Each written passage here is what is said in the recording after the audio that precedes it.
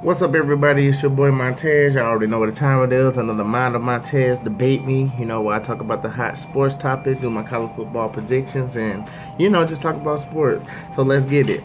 So, um, this week I call it Position Week. So Position Week is basically the college football playoff rankings will come out after this weekend, and I'm excited about this because I know everybody gonna be jockeying for position and everybody gonna be ready for their games today, and I think it might be some upsets. It's gonna be a lot of suspense, and I'm trying to see where they're gonna put everybody because I think some teams are getting disrespected of where they're ranked right now.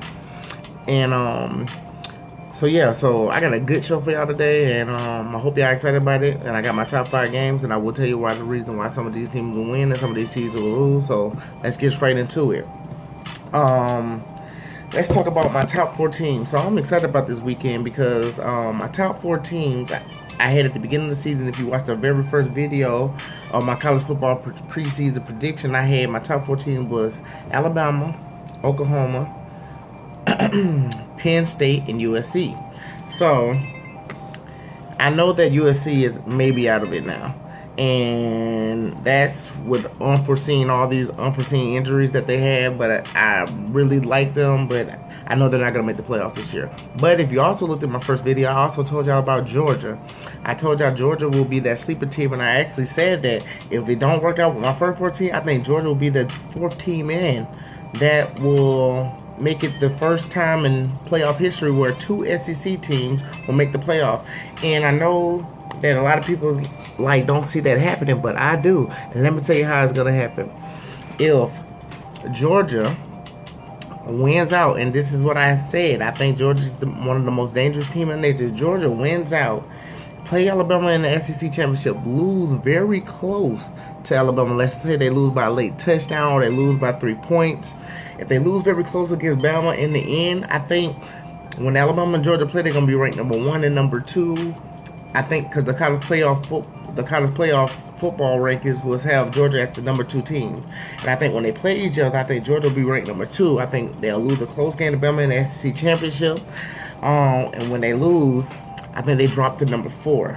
I don't think they drop out of the top 5, well, the top 4, and I think that will put them over the hump to make the college football playoffs because honestly, they only have 1 loss, and I think everybody behind Bama will have 1 loss except Bama. I think everybody will have 1 loss except Alabama. So I'm readjusting my picks, and I have Bama, Oklahoma, Penn State. So I'm keeping my original top 3 and Georgia in that 4th spot. Now, I don't want an Alabama-Georgia rematch, but I think Georgia's schedule is so hard this year. They actually got the number 1 strength of schedule this year. Georgia does. And I think when they start jockeying for position and the college football playoff ranking goes down, I don't think they want to see Alabama and Georgia play each other first again. I think they'll put Georgia at number 3. I think Oklahoma will actually be the weakest team, but I think they still make it in. I think Oklahoma will be number 4. So it'll be Alabama. Excuse me. I think it'll be Alabama, Oklahoma, the first matchup, and I think it'd be Georgia and Penn State the second matchup, which would be really great playoff games to watch. So that's what I think about this year. So I think this year may be the year of the 2 SEC teams. I said this at the beginning of the season, even though I said USC, but I told y'all Georgia's the most dangerous team and look out for them, and this still may be the year that 2 SEC teams make it. And I think that there may be a chance where Alabama and Georgia both make the playoff. So let's get right into my top 5 games of the week, and let's get it started. So my number 5 game is Washington State at Arizona. Now, Washington State is ranked number 15, and they only a 2-point favorite. You know why they're a 2-point favorite? Because Arizona is a beast. I don't know if y'all remember Rich Rodriguez, who used to coach West Virginia, and I think he coached, but I know he coached Michigan for a little while. He is a great offensive mind, and he has a quarterback named Dawkins who looked exactly like Lamar Jackson. This dude cannot be stopped. When he runs, he is gone. I think that offense is too much. If you go look at them, they're 5-2. I think the rankings don't give them enough credit for being 5-2, but maybe they won games against slow teams. But I think this is a statement win. They're playing at home. I think that offense for Arizona is too much for Washington State, and I think that Arizona wins 35-30 at home, just to tell everybody, hey, we're here. We're trying to put ourselves in this top 25, and they get ranked. And I think they will do that, pull off the upset. And I have Arizona beating number 15, Washington State, 35-30. My number 4 game is TCU at Iowa State. Now, I was really, really iffy about this game. I said this can go either way. Iowa State is really tough at home, and I think it's going to be a really close game because Iowa State plays defense. They look great at home when they play defense. But I have TCU coming out with the win with Kenny Hill Jr. If y'all remember him, he used to be the quarterback for Texas A&M. He started off like 7-0, and then he played Bama and kind of went down from there. Then he transferred to TCU, and he has looked phenomenal. And now he's 7-0 again, playing against another ranked team. Let's see if he can change the tune, fix everything, and let's see if he can get the W on the road versus the top 25 team, Iowa State. So, and actually, they've been winning their last 3 or 4 conference game by more than 21 points by 3 touchdowns.